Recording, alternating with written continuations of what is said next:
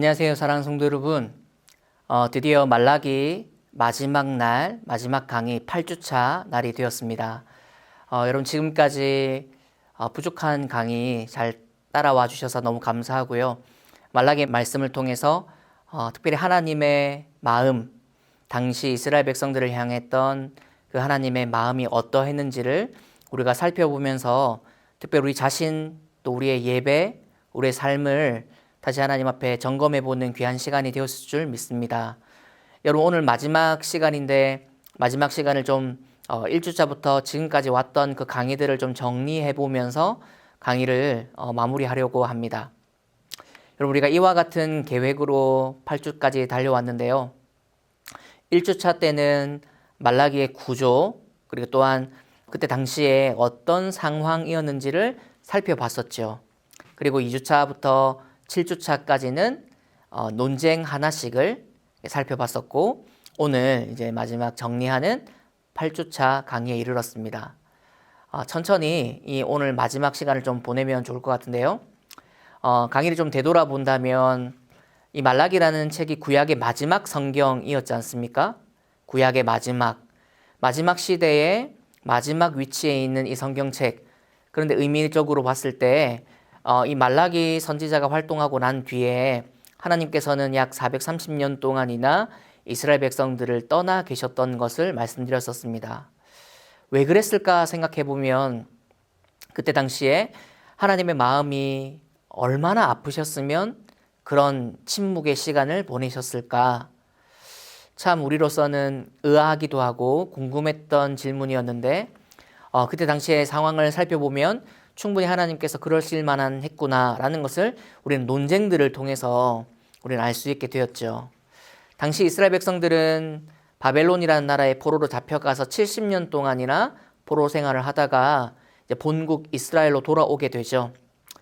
1차는 스룹바벨이라는 지도자와 함께, 2차는 에스라와 함께, 3차는 느헤미야라고 하는 이 말라기 시대 때 특별히 같이 활동하는 이 범위가 비슷해진 이 지도자와 함께 돌아오게 되는 포로 귀환의 시대 후에 말라기 선지자가 활동하게 되는데요. 문제가 발생된 이유가 무엇 때문이었냐면 이제 432년경쯤 이 지도자였던 느헤미야가 페르시아로 다시 돌아가게 되는 2년간의 공백이 생기게 되는데 이때 이스라엘 백성들의 지도자의 빈자리를 경험하게 되고 뿐만 아니라 지금까지 성전을 짓고 성벽을 세우고 우리의 신앙과 삶들을 하나님께 다시 드리며 이렇게 열심히 예배하고 살아왔는데 변하는 것이 없는 기대에 부풀었었는데 그 기대가 실망으로 바뀌어서 하나님에 대한 회의적인 마음이 들었던 상황이 바로 이 말라기의 상황이었죠. 그래서 이스라엘 백성들의 마음들이 이와 같았습니다. 하나님 우리 정말 사랑하시는 걸까? 하나님이 살아계시기는 한 걸까? 우리가 드리고 있는 이 예배에 드리면 진짜 받으시는 하나님이 계신가? 드리면 뭐 하는 건가?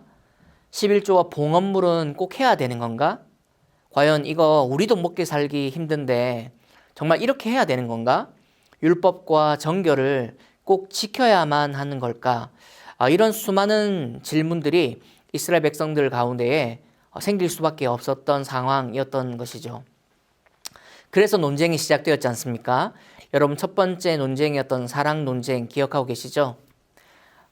내가 너희를 사랑한다, 사랑하노라 이렇게 말하는 그 사랑은 미완료의 사랑이었죠.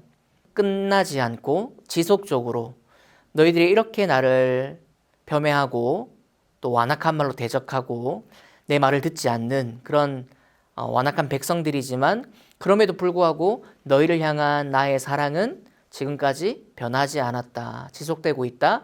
계속되는 사랑이다. 라는 것이 하나님의 사랑의 핵심이었죠. 그런데 이스라엘 백성들은 이 사랑에 대해서 하나님이 우리를 어떻게 사랑하셨습니까? 이렇게 따져 물었고 이에 대해서 하나님께서 답변이 무엇이었나요? 에서가 야곱의 형이 아니냐. 그러나 내가 사랑받을 수 없었던 둘째 차자였던 야곱 너를 사랑해 주지 않았냐. 이렇게 답변을 주셨죠. 여러분 이 야곱이 나중에 이름이 무엇으로 변하나요? 이스라엘이라는 이름을 얻게 되지 않습니까? 그러니까 하나님은 적절한 비유를 통해서 정말 야곱을 사랑하셨던 하나님의 마음, 사랑받을 수 없었던 그 자를 사랑해 주셨던 그 하나님의 역사를 통해 이스라엘 백성들에게 답변하고 계셨던 사랑 논쟁이었습니다. 그리고 예배 논쟁, 제사장들을 향해서 너희 제사장들아 나를 멸시하고 있다. 이렇게 얘기했더니 제사장들이 우리는 하나님 멸시한 적 없습니다. 그들이 멸시한 적 없다라고 말할 수 있었던 중요한 이유가 무엇 때문이었나요? 예배는 드리고 있었기 때문이었죠. 제사는 빠짐없이 드리고 있었던 것은 맞았으니까 말이죠. 그러나 그들이 훔치고 저는 것, 병든 것, 수컷이 있음에도 흠이 있는 것을 골라서 오히려 저는 것만 골라서 하나님을 예배하며 또 더러운 떡을 하나님의 제단에 올려놓고 하나님 이거 드시기는 하는가? 하나님 이거 받으시기는 하는 걸까? 이런 의구심을 가지고 제사했던 거, 이거에 대한 예배 논쟁이 둘째 논쟁이었죠. 이때 하나님이 원하시던 그 제사장의 이상형의 모습이 있었죠. 입술에 진리를 가지고 있고 진리와 질식의 말씀을 백성들이 찾아오는 많은 사람을 옳은 대로 인도하여야 할 이 제사장에 대한 당위성을 말씀해 주셨었는데 이때 당시에 이 제사장들은 오히려 많은 사람을 분별치 못하게 만들고 어지럽게 만들었던 제사장의 잘못을 이렇게 직시하는 그런 논쟁이었습니다. 그리고 셋째 논쟁이 바로 이 거짓 논쟁이었는데 이스라엘과 유다, 특별히 유다가 거짓을 행했다 이렇게 말하는 논쟁이었는데 그 거짓이라는 것 안에는 아내를 버리고 아내를 학대하고 버리면서 결국 이방 신들의 딸들을 아내로 맞이하기 위해서 그들이 배음하고 우상 숭배했던 정말 음란하게 살아왔던 그들의 잘못들을 하나님은 바로 이 거짓이었다. 너희들은 거짓이다. 이런 논쟁이 바로 이 세 번째 논쟁이었죠. 이때도 이스라엘 백성들은 우리는 하나님께 거짓을 행한 적이 없다라고 반문했지만 여러 많은 악행들을 하나님 열거하시면서 너희가 이렇게 행하지 않았냐. 하나님께서 이렇게 말씀하시는 것 가운데에 이스라엘 백성들은 할 말이 없는 수준이 되는 모습을 우리는 본문을 통해서 알 수가 있었습니다. 그리고 이어졌던 논쟁이 바로 공의의 논쟁이었죠. 하나님은 정말 정의의 하나님 살아계신가?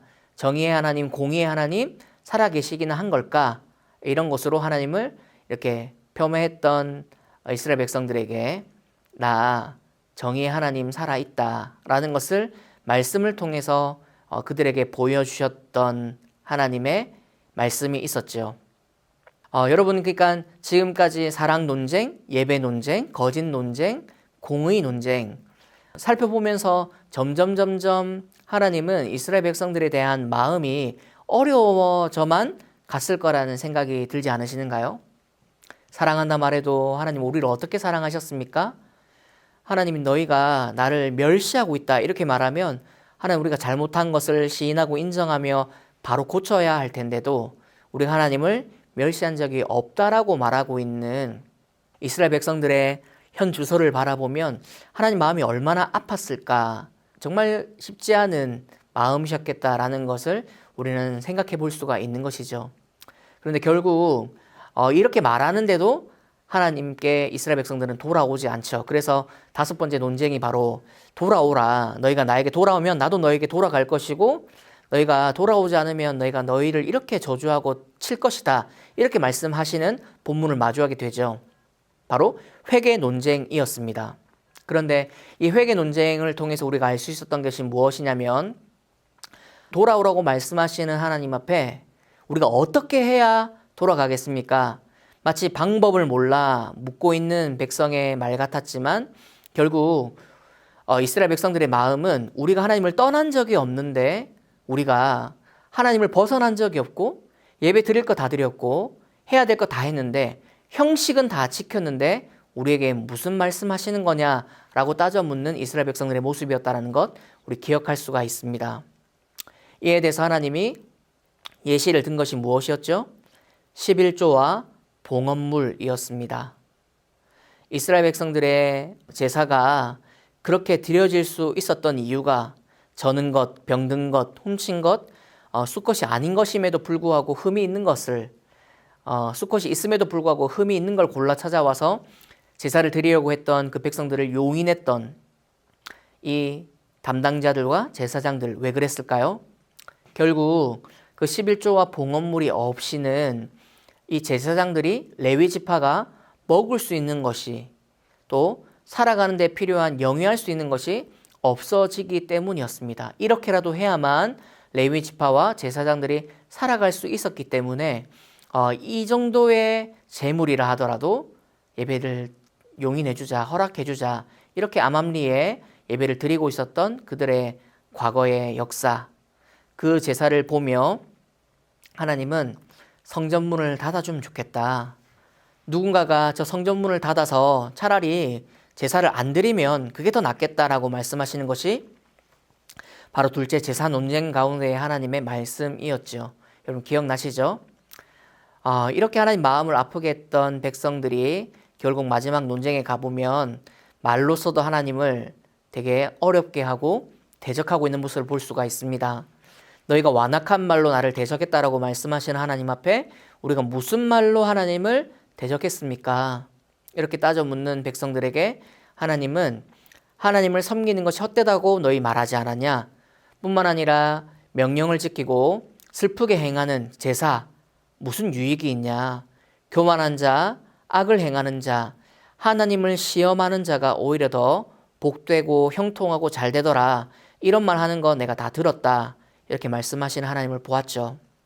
그렇게 수많은 사람들이 하나님을 배신하고 떠나가고 변질되는 상황 속에서 그럼에도 불구하고 하나님의 이름을 존중히 여기고 하나님을 경외하는 백성들에게는 하나님이 약속하신 선물, 응답이 있었죠. 첫째는 기념책에 그 이름을 기록할 것이다 라는 것이었고, 둘째는 특별한 소유로 삼을 것이다 라는 것이었고, 셋째는 그 섬겼던 자와 하나님을 섬기지 않았던 자의 차이를 반드시 보게 될 것이다 라는 말씀이었죠. 여러분, 그래서 4장 1절부터 3절까지의 내용에 보면 악한 자들은 어떻게 되고 의인들은 어떻게 되는지를 보여주고 있었죠. 어떤 차이였습니까? 악한 자들은 정하신 그날의 용광로 불같이 임하는 그 가운데에 지푸라기와 같을 것이다. 이렇게 악인들에 대한 비유가 주어졌었고, 의인들은 즉 하나님을 경외하고 하나님을 섬겼던 자들은 공의로운 해가 떠올라서 치료하는 광선을 비추어 줄 것이고, 뿐만 아니라 그때에 외양간에서 나와 뛰노는 송아지 모습처럼 너희가 뛸 것이다. 이런 자유와 이런 해방을, 이런 정말 하나님이 주시는 평강과 안식을 누리게 될 것이다 라는 말씀을 바로 약속으로 주셨던 것이 바로 7주차 말 논쟁의 핵심이었습니다.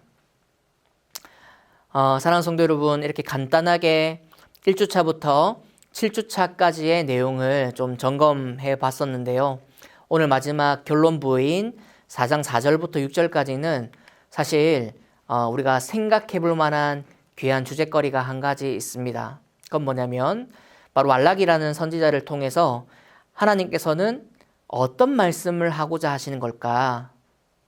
말라기 전체 내용을 통해서 하나님이 지금 하시고자 하는 말씀의 핵심이 무엇인가라는 것이죠.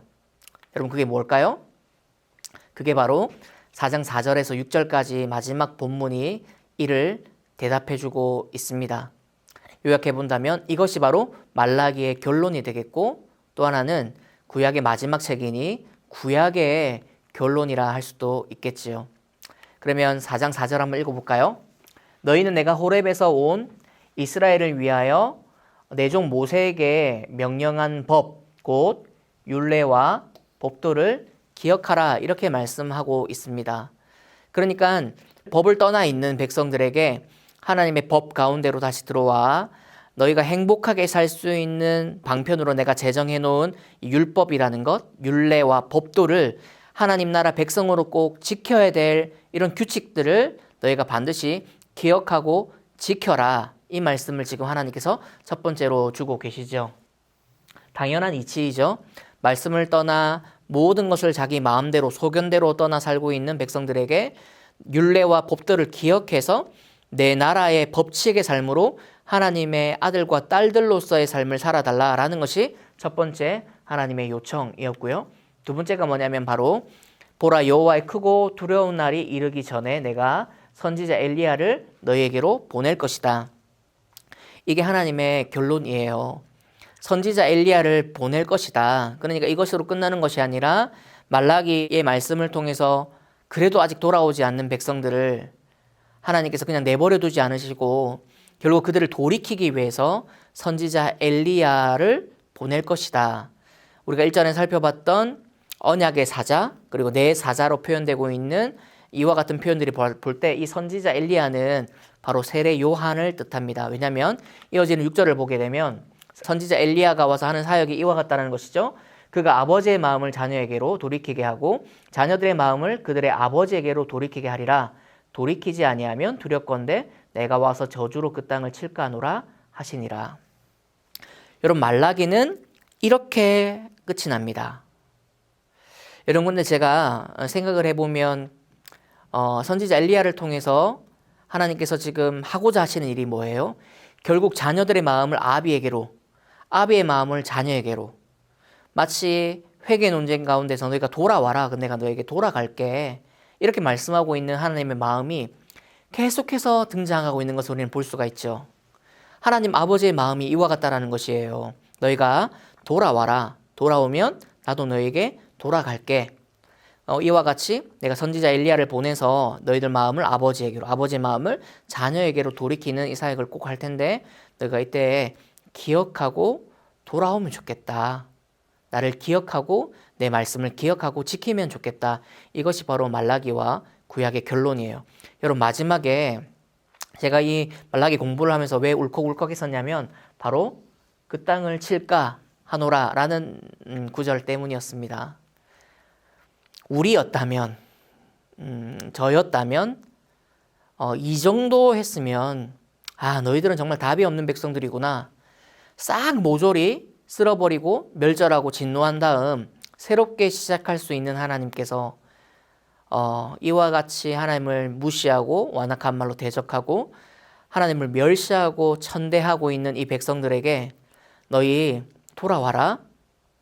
내가 마지막 선지자 엘리야를 보낼 텐데 그가 이런 사역을 할 텐데 그때 꼭 돌아와라. 이렇게 말씀하시는데도 불구하고 그러지 않을 백성들을 향해서 뭐라고 말씀하시냐면 저주로 내가 그 땅을 칠까 하노라. 이렇게 말씀하고 계셔요. 치겠다. 내가 반드시 너희를 멸절하겠다. 이렇게 말씀하셔도 할 말이 없는 유구무원 상태인 이스라엘 백성들에게 하나님은 지금 하나님의 마음을 전심을 이렇게 전하고 있죠. 내가 칠지 모르겠다. 그러니까 제발 좀 돌아와라. 너희가 돌아오지 않으면 내가 그 땅을 벌하거나 저주를 퍼부어야 될지 모르니 제발 좀 돌아오라라는 마음이 이 구절 가운데 녹아져 있다라고 저는 느껴졌기 때문에 충분히 문맥 가운데 살펴보면 그 하나님의 마음이 충분히 느껴져서 한참을 이 구절 가운데 제가 읽으며 울었던 기억이 있습니다. 왜냐하면 또 말라기의 마지막 부분이라 다 정리가 끝나고 공부가 다 된 때일 때였으니 이때 새벽이었는데 한참을 제가 울었던 기억이 나네요. 사랑하는 성도 여러분, 말라기가 이렇게 끝이 납니다. 그 땅을 칠까 하노라. 하나님 아버지 마음이 어떤 마음인지 이러고 나서 하나님은 430년 동안이나 이스라엘 백성들을 떠나 신약과 구약의 중간 하나님의 나타나지 않는 때 중간기가 시작이 되는 것이죠. 여러분 이 강의 전체를 정리를 해보면 하나님께서 원하셨던 것이 무엇인가요? 율례와 법도를 기억하라 라는 것이죠. 내 말, 또 내가 정한 규칙, 하나님의 자녀들의 삶, 하나님의 백성들의 삶을 꼭 기억하여 지켜달라라는 것이었고 또 하나는 바로 선지자 엘리야를 내가 너희들에게 꼭 보내줄게. 그가 아버지 마음을 자녀에게로 또 자녀의 마음을 아버지에게로 돌이키는 그런 역할을 하게 될 것이니 너희가 꼭 돌아왔으면 좋겠다라는 말씀을 지금 오늘 이번 말씀 가운데 주고 계셨습니다. 뿐만 아니라 너희가 돌아오지 않으면 내가 그 땅을 칠까 하노라 이렇게 말씀하시는 하나님의 마음 정말 치고 싶지 않아서 저주를 내려 퍼붓고 싶지 않아서 너희가 정말 그냥 마음을 돌려 나에게로 돌아와만 준다면 내가 정말 좋겠다라는 마음, 하나님 아버지의 마음이 여기에 녹아져 있다라고 생각이 되어집니다. 사랑하는 성도 여러분, 말라기 8주를 지나면서 여러분 하나님 아버지의 마음을 묵상해 보셨습니까? 말해도 되지 않고 간절히 부탁하고 애원해도 듣지 않는 백성을 향한 하나님 아버지의 미완료적인 사랑. 그만하고 싶고 포기하고 싶고 끊어내버리고 싶은데 그럴 수 없는 하나님의 아가페의 사랑. 이스라엘 백성들을 향한 이 정말 처절한 이 사랑이 수천 년이 흘린 지금 우리에게도 여전히 해당되고 있다는 사실 기억하고 계시나요? 하나님의 이 사랑이 지금 2021년을 살아가는 오늘날 우리에게도 여전히 적용되고 있다는 것을 기억해야 합니다. 사랑하는 성도 여러분, 8주간 동안 여러분들과 말라기를 통해 말씀을 살펴보면서 이 하나님의 아버지의 마음을 나누고 또 정리할 수 있는 시간이 제게도 너무나 복되고 행복한 시간이었습니다. 여러분 잊지 마셔야 할 것이 이 말씀의 어떤 지식이 아니라 하나님의 아버지의 마음, 우리를 향한, 나를 향한 하나님의 마음이 어떠한지를 꼭 기억하셔서 우리의 신앙생활 가운데에 하나님의 마음을 닮아가고 또 헤아리고 계속 알고자 노력하는 저희들의 삶이 되었으면 참 좋겠습니다. 여러분 한 분 한 분 모두를 축복하고 격려하고 싶습니다. 말씀 가운데 함께 따라와 주시고 경청해 주셔서 감사하고요.